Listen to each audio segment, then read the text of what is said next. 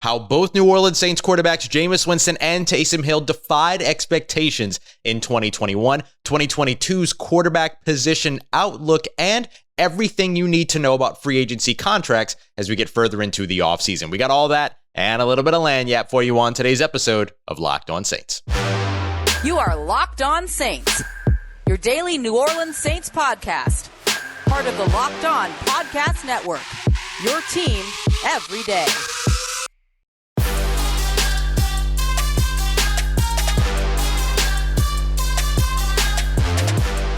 What is good, Who Dat Nation and Who Dat family? Welcome into this Wednesday episode of Locked On Saints, your daily podcast covering the New Orleans Saints, part of the Locked On Podcast Network, your team every day. Thanks as always for making us your first listen of the day every day. Don't forget that we're free and available on all platforms, including on YouTube as well. And I'm your host, Ross Jackson, at Ross Jackson Nola on Twitter, Canal Street Chronicles, Locked On NFL, and here with you every single Monday through Friday on Locked On Saints. Now, as we get into the offseason, we're kind of undergoing a little bit of a different schedule here. Usually our Mondays would be like game recaps and analytics Tuesday, film watch Wednesday, stuff like that. And while we'll certainly still get into pieces of particularly analytics and film study here all throughout the offseason, our rhythm changes a little bit. And on Wednesday and Thursday, I kind of want to dedicate these shows to looking back, at least early here in the offseason, to looking back at the 2021 season. So we're going to start off with position reviews. We'll go quarterbacks today, running back tomorrow. And I want to start off with the quarterbacks right off the bat because we know that it is probably the most important position here over the offseason that the Saints have to address.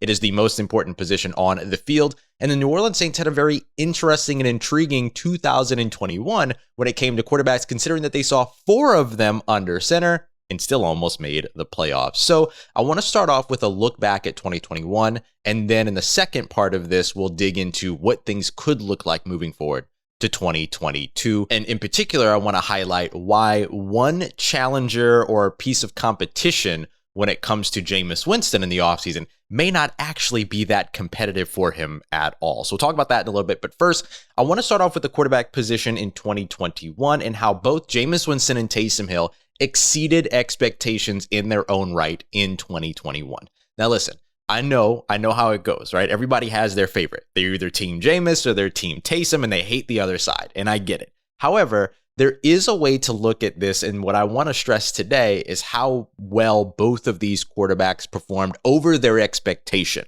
right? Their general expectation. Not what you might have expected if you really like Jameis or you really like Taysom, right? You might have had a higher expectation of the guy that you like, but in terms of the general expectations, they were low around both of these quarterbacks, and I think both of them not only rose to the occasion, but each in their own right ended up exceeding the expectation. We'll start with Jameis because he was the first quarterback that we saw in 2021. He and Taysom Hill were engaged in that quarterback battle over the course of the offseason, and Jameis won that opportunity to be the starting quarterback. He went out there and appeared in 7 games, will carry a 5-2 quarterback record, even though we know wins, losses aren't really a quarterback stat thing. But he'll carry a 5-2 winning record, which includes the Tampa Bay game where he was unfortunately, suffered that ACL injury early on the Devin White but like brutal, like horse string tackle, that horse collar tackle, not horse string tackle. Anyway, that was what ended Jameis Winston's season. But before that, he was really kind of producing in areas of the field that most people didn't expect. A lot of folks expected you were going to come in and have Jameis Winston throw a ton of interceptions, and all of a sudden he was going to be the antithesis to Sean Payton, which was my original expectation when he signed with the team last year. But then after seeing him kind of grow over the course of his time in New Orleans, over the offseason, all of that, then you kind of started to sit back a little bit on that expectation and play more of a wait and see approach. And when we kind of waited and saw, I think we were very happy with what we saw. 14 touchdowns to 3 interceptions, and his game wasn't limited to only being impactful downfield. A lot of folks think about, Jameis Winston as being this, big arm talent, big cannon for an arm kind of guy, which he absolutely was. And you could see those moments, right? The big touchdown passes to Deontay Hardy, both in the opener against Green Bay, where he also threw 5 touchdowns in that game, but then also the game against Washington at the Washington football team. But when it came to targets 20 plus yards downfield per dropback, he actually threw a lesser percentage than both Trevor Simeon and Taysom Hill, almost to the point where he threw nearly 10% less of that volume than Taysom Hill. Now, these aren't raw numbers, right? These are percentages based upon the number of dropbacks. And Taysom had fewer dropbacks than Jameis, but Jameis only threw 36.6% of his targets per dropback, 20 plus yards down the field, while Taysom went 45%. So I think both of those go against the grain of what you expect for both of these quarterbacks. We kind of know of Taysom Hill as somebody that has been shaky in targeting downfield. He improved in that area down the stretch throughout 2021. And we know Jameis as somebody that has really made his living or really made his reputation off of the volatility of throwing downfield. And he showed that he could produce without having to do that. Didn't average 200 passing yards during his 7 starts or anything like that. He came in and effectively ran Sean Payton's offense the way that we're accustomed to seeing Sean Payton's offense run. He threw the second most passes between 10 to 19 yards for the New Orleans Saints in terms of that percentage at 18.9%. He was extremely efficient in that area. And he also threw the highest percentage in terms of volume per dropback of passes behind the 10-yard line as well. So in the short area at 11.6% of his dropbacks going to that area. So you saw him spread the ball around. A lot of questions about how usable Alvin Kamara was going to be in 2021 if Jameis was the starting quarterback. But as we mentioned during the offseason, regardless of who's the quarterback, Jameis Winston or Taysom Hill, throwing to Alvin Kamara is contingent upon them winning that role, right? Like, you're not going to win that role by ignoring Alvin Kamara, and we certainly saw that. Now, we did see a games where Alvin Kamara didn't get any targets in the passing game, but then we also saw in the Seattle Seahawks game where he had 128 yards. So sometimes things fluctuate, but consistently, Alvin Kamara was used with both of these quarterbacks. So Jameis, to me, exceeded expectations in terms of A, taking care of the ball, being able to operate within the short and intermediate range, and even though still being effective deep, not relying on that to be the calling card of his game. As for Taysom Hill, not only did he throw the highest percentage of catchable passes for the New Orleans Saints in 2021, according to Player Profiler, he also exceeded in areas that I didn't necessarily expect, like his competence under pressure, right? His ability to be able to navigate when blitzed, all of that. He completed 57.8% of his passes, which was second best on the team, and averaged 8.6 yards per attempt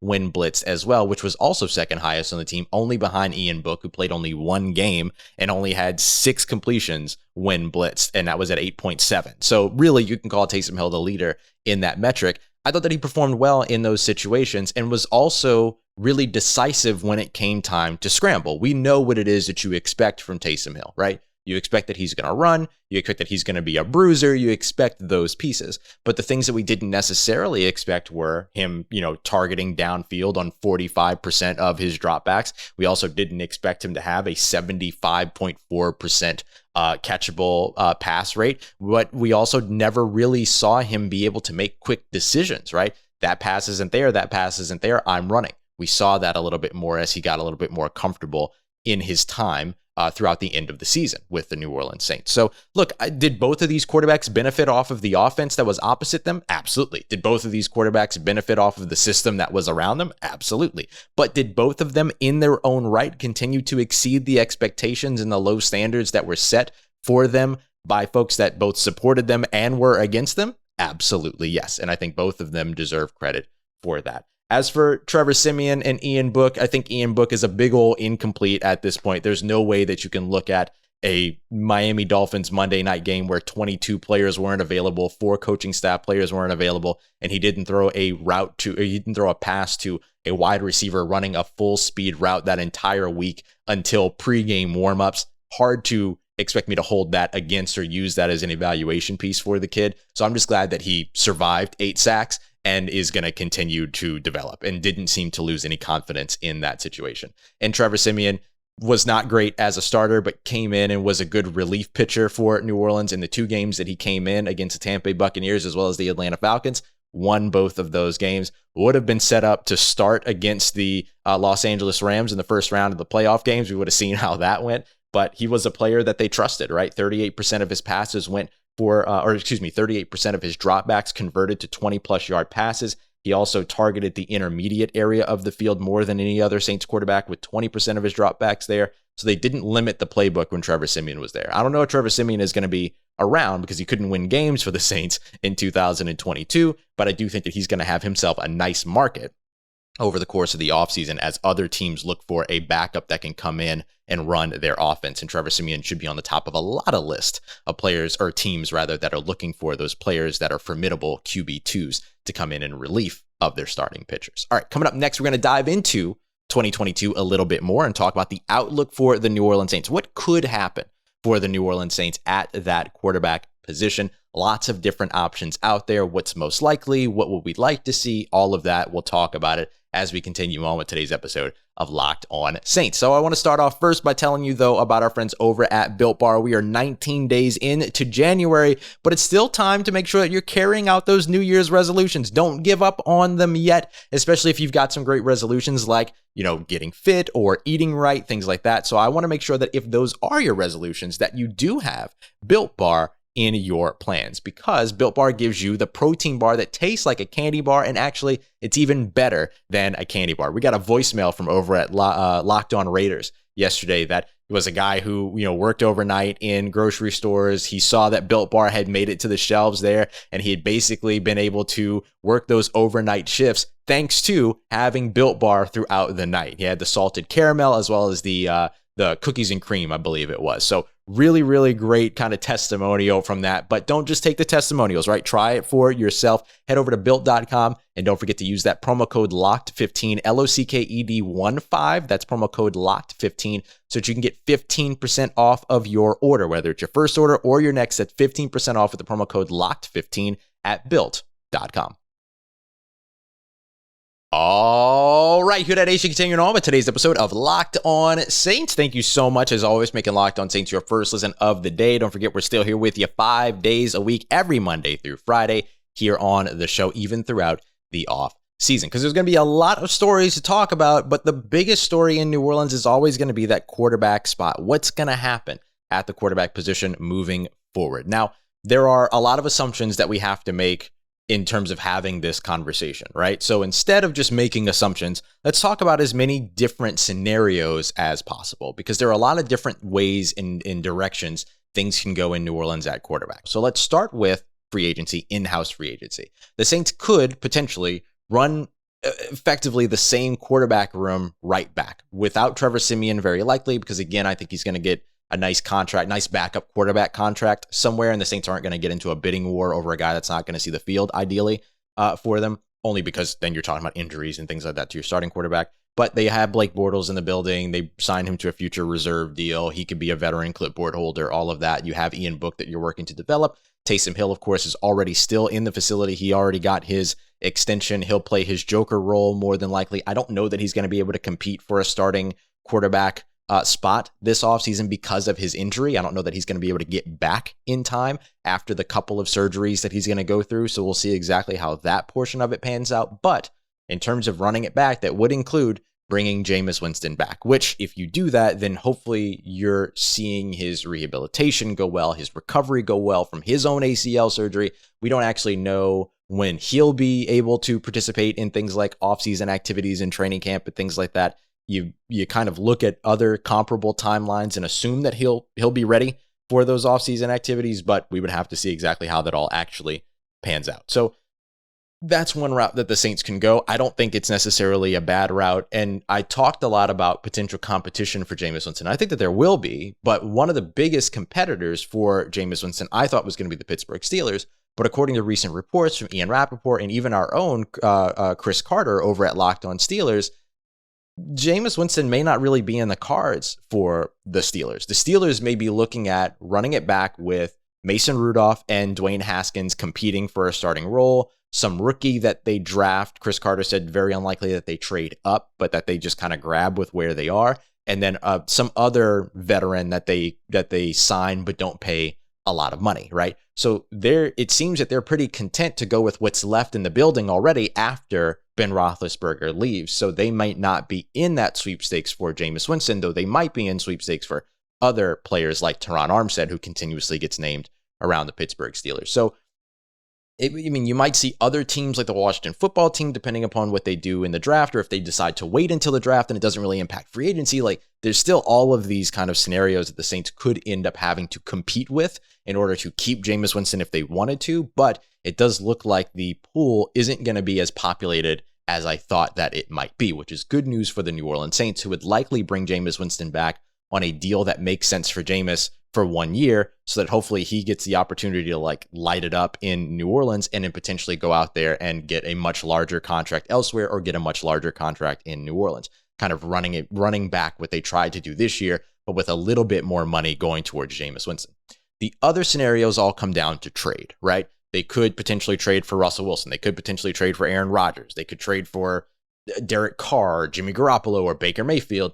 I think the Saints are going to explore every single one of these options. And it doesn't mean that they're going to do any of them. It doesn't mean that any of those players are actually even going to be available.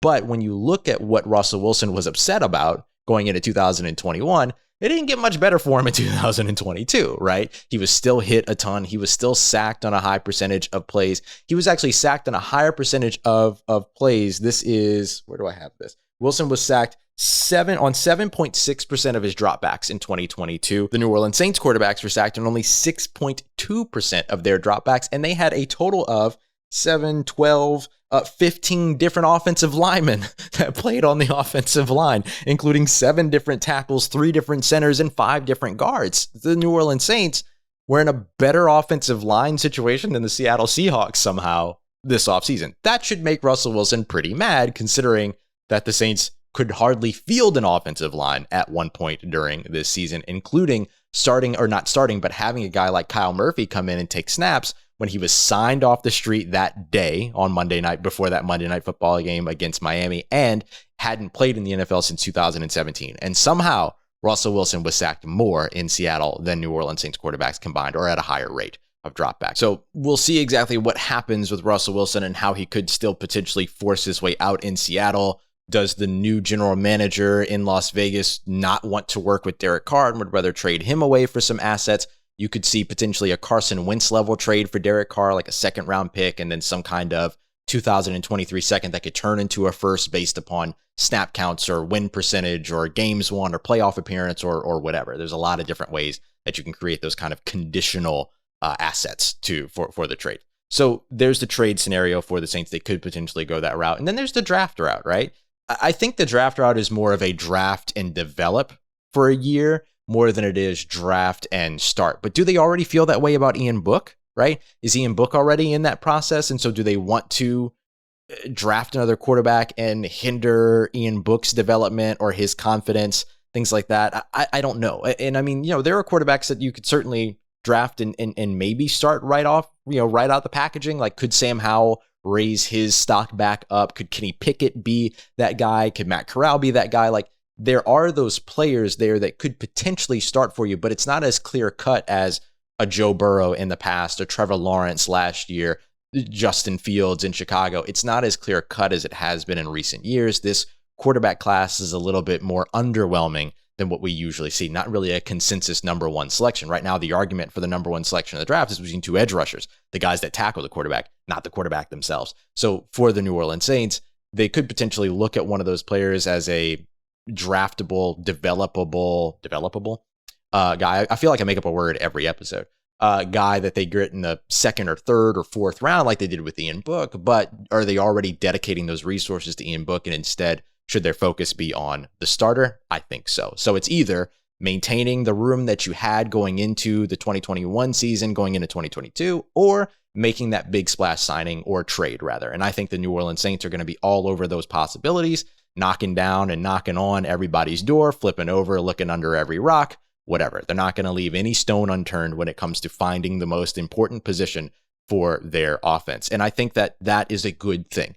That's what you should want to see from this team, because they owe it to these players to be able to put them in the best situation immediately. And in order for the New Orleans Saints to do that, they're going to have to win in free agency, first with the in-house free agents and then looking ahead to their new acquisitions. So let's define free agency a little bit further, talk about unrestricted, restricted, exclusive rights, give you all the information that you need so that you're ready for free agency as the offseason gets closer and closer. We got all that coming up for you as we continue on and wrap up today's episode of Locked On Saints. But first, I want to tell you about Bet Online, because as you get all the information that you need to be ready for the offseason, there's still the playoffs here. We got the division round coming up this weekend, and BetOnline is the number one place for you to place all of your sports wagers, all of your sports betting in 2022 as the playoffs continue to roll along and beyond. It's a new year, and so you've got a new updated desktop and mobile device website, so you can sign up for today, and you can get a 50% welcome bonus with the promo code LOCKEDON, LOCKEDON. That's promo code LOCKEDON for a 50% welcome bonus to get you started. From football to baseball to hopefully hockey to boxing, UFC, and even your favorite Vegas casino games. They have player prop builders that you can get in on that are a ton of fun, live betting, and even your favorite Vegas casino games as well. You can get it all over at betonline.ag, the fastest and easiest way to get into all of that action when it comes to your favorite sports. And don't forget that promo code Locked On for the 50% welcome bonus. Once again, that is at betonline.ag, where the game starts. Let's get it, Who Dat Nation. Wrapping up today's episode of Locked On Saints, getting you ready for free agency as the offseason continues to roll along.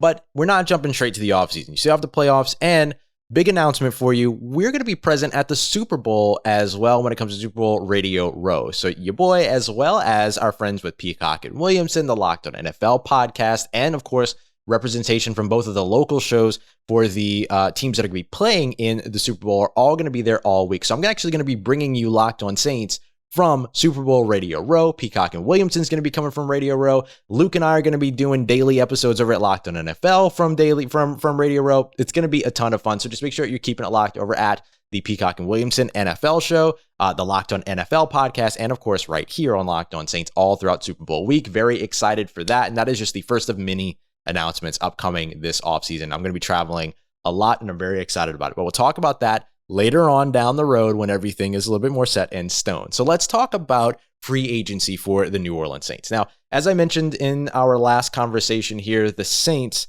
have to win in free agency this offseason. Usually the New Orleans Saints focus, like their usual process, they should still follow because in-house free agents have to be the most important for them, right? They have always worked to first maintain and retain their in-house free agents, re-sign guys that are in the building. You've seen that with players like Ryan Ramczyk and, the big names like Ryan Ramczyk and Alvin Kamara, Michael Thomas, Marshawn Lattimore, They tried it with Marcus Williams. They'll have to try it with Marcus Williams again this season. And of course, like PJ Williams and those other pieces as well. So the Saints will still focus on that going into 2022. And that will be the first sort of point of order for them because you can't go and sign free agents until the new league year begins and until free agency opens. But players that are currently on contract with you or expiring contracts with you, you can offer to re-sign and to extend and do all of that. So those pieces will start to fall into place first. So let's talk about the different contract levels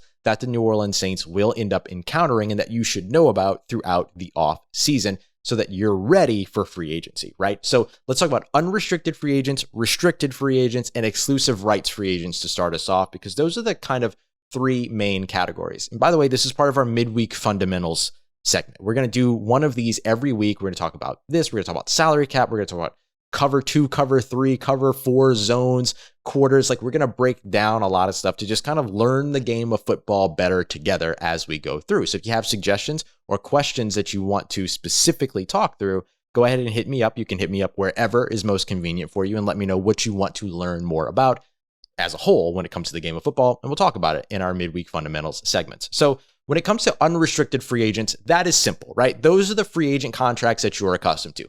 Any player can go and talk to any team once free agency opens, and then they can sign a contract based upon those negotiations. There's nothing that's sort of predetermined in that. There's nothing that is, except for like if they sign a veteran minimum deal or something like that. That is set, right? What that number is, but they can negotiate up from that, everything. So that is what you're accustomed to. That is going on like Madden and just signing a player, right? That's unrestricted free agency. No real restrictions there in terms of how those communications go, except that you can't have them with other teams until your contract is fully expired and free agency opens up.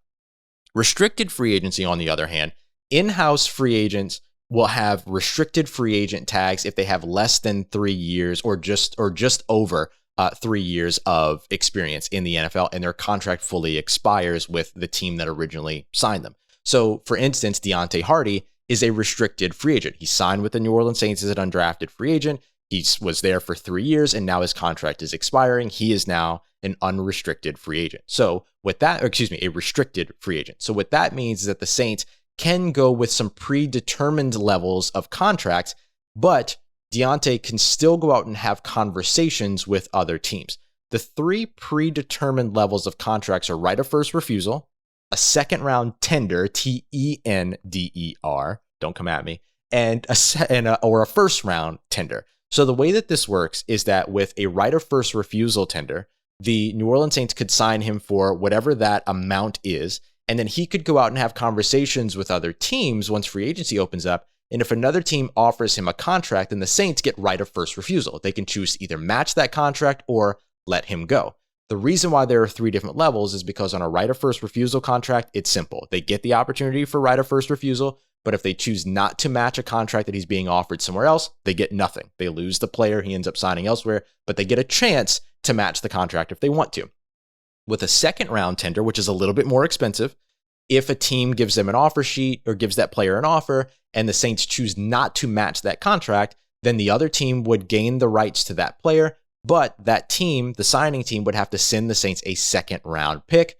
First round tender, a little bit more expensive, exact same scenario, but they would have to send a first round pick to the Saints. Let's say that they have 2 second round picks or 2 first round picks, they have to send the better of the 2. So it works really well in players' favor. We saw this last year with Taysom Hill, last season with Taysom Hill, when he signed an RFA tender on a first round tender, right? And no other team signed, put in an offer sheet for him, anything like that. We saw the Saints keep Josh Hill a couple of seasons ago because the Chicago Bears offered him a contract, but they had right of first refusal. They chose to match the offer sheet and keep Josh Hill in New Orleans before, he then played the rest of his career in New Orleans after that. So that's what that piece is. And then the final level of this is the exclusive rights free agent tag. That means that the Saints would have exclusive rights to that player. So it's a tender system as well, to where they can just say, we're going to put out, we're going to tender this player. We're paying them the minimum that we're required to pay them in order to keep them in New Orleans, but they don't have the ability to go out and just mingle and mix it up with other teams, right? That's the simple situation. Very easy. A player to keep an eye out on for that this offseason is Juwan Johnson, who has less than 3 years accrued and is somebody who has an expiring contract, and therefore the Saints can give him basically that tender to just keep him in New Orleans. So those are the main ones. There's another kind of fourth one, which is called a street free agent. That basically means that player is available and is a free agent immediately, right? It's not about getting to the end of the league year or free agency opening up or anything like that. Their contract is already technically expired. 2 players, Blake Bortles and Jordan Miller, are those players, but the Saints have already signed them to future reserve deals. By the way, the Saints also added in former Tulane wide receiver Jalen McCleskey to their future reserve list as well. So he'll be back at training camp for the New Orleans Saints next season. So they're already taken care of. You don't see street free agents actually hit the market a lot, but you see it sometimes, right? The players that end up not getting signed to those exclusive rights, to those future reserve deals, those are the street free agents that hit the market. Clinton Dix right now is one of those guys. So that's it. Those are the big free agent ones. Those are the ones you're going to hear about. Unrestricted, restricted, exclusive rights, and street. Next, we'll go into the salary cap situation for the Saints next week. How easy is it for them to climb out from the over $60 million of overages that they have going into the offseason? Pretty simple, but can they get under it enough to spend will be the big questions. We'll talk about that next week. Coming up tomorrow, we're going to dive into running backs as we continue on with our position reviews, which we do every Wednesday and Thursday. So we have that coming up for you. How did Alvin Kamara perform? Can Alvin Kamara get some help in that backfield? We'll talk about all of that, including the 2022 outlook and more, keeping you up to date with everything going on around your New Orleans Saints every single Monday through Friday here on Locked On Saints. Thank you, as always, for making us your first listen of the day. For your second listen of the day, don't forget to go and check out the Locked On Bets podcast hosted by your boy Q and handicapping expert Lee Sterling. Get all the insight that you need to help you win some money. As always, for everything that you need in between when it comes to your New Orleans Saints, make sure that you're following me on Twitter at Ross Jackson, NOLA. Hit me up. Let me know how the family's doing. Let me know how you're living. Let me know how you're momming them. And trust you, that nation. I'll holla at you.